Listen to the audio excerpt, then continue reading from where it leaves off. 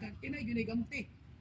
Una nga ang ako mga pag-antos, ang atong mga pag-ampo, ang atong mga pagsimba, mao kana nga magkapagbalaan nato na para sa Ginoo nga mahimuot ng Dios. Una nga hilot po ta migsuon nga masama ta sa ni Saint Maria Barbani nga ang iyang mga pag-antos o sakripisyo iyang gihala sa itong Ginoo nga nagbalaan jud siya sa kita. Muna nga aging dire itubang si Jesus busa mi gawa si Pedro sa sakayan o milakaw sa tubig ngadto kang Jesus apan sa pagka matikod niya sa hangin nahadlok siya o bisugod pag unlod. Muna nga igsuon nga Kristo ang pagpuyo dinhi sa kalibutan kung kita madlukon sa mga pagsulay kung saan atong mga kahimtang ato nga kita maglok nga malayo na ta sa Dios ba tungod kay maglukon na ta. For example, gabi ron nga kay kwan dito na misa maglok ko wakwak maglok ko ikaw ro sa di ka to wakwak nga makaji ang kamaot o sa gamay pa ko ang ampo ito may ariya na mana mo ampo gamay gidudlo sa religion ano sa eskwela po sa una kay ako grade 6 naman po wala nga ang pag-ampo di ay may suon ang kung kita dai na kung magdukon ta malayo na ta sa Dios kung kita madlok example maglok ta sa pagduos sa kaminto nay may nga kasagaran maglok sa kaminto ba di na mangubisal oo kay gaman mauwaw sila tungod sa magkuan sa sala okay. Tungod sa isugi sa sala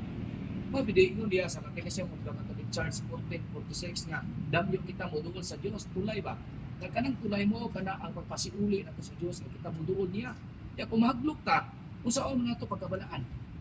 di man ta mabalaan o kanang di kita moduol sa kung Ginoo muna nga isuon di gyud tay mo nga madlok kay para isugid doon na kung tanan nato mga sala kay kung kita madlok mawa ta mawa nga atong certified grace nya malayo pa sa Dios kaya mo pwede way kung tabuday tugad kinamay ang mga sulubol ginis sa minto wala na igsoon Ginoo luwas ako misingit siya diha gidawat siya ni Jesus o gidira o miingon si Jesus kaniya pagkadyutay sa imong pagtuong nganong nagduduha ka man muna nga buot sa Dios ang kita di kita maduduha udol kaniya nga na mo ni kamot kita nga sa paglahutay dinhi sa Express Bureau kay uta kay bawo nga kinsa tawanan nga atong makuan sa pagsangiyaw sa pulong sa Dios nga babag-o uta kay bawo kani ako dito sa among kuan lugar na usa ka Franciscan order nga nagwali ang tema impierno nya mga edad ko na to mga 15 14 16 pagpunta ko ba to minaw ko siya wali ikaw butyok hanggang kay butyok man nya kay minaw yuko kanang kaning kalibutan na lumalabay ta realidad mga matay ta ang kalayo sa impierno di gidalin di paminaw yun ba nga daong pa niyo kato nga ang kahimtang nito nga hantod pa pila ka libuan hantod pa pila ka libo ato kaibutang nga mas kita mga kabatan-unan magbag-o ta hanggi pa malandungan ko ng landong wa di na may sementeryo dito sa anang mua sa sumpulan dungkoy ba at bang anak na malandong ko di ko simba sa una di ampo di ko ti kumpisal palandungan ginong impierno nya kay makasali ito di pandungan ginong ko di dali ba impierno ano na tuwa ko kato tugay ko na katugay kuno nga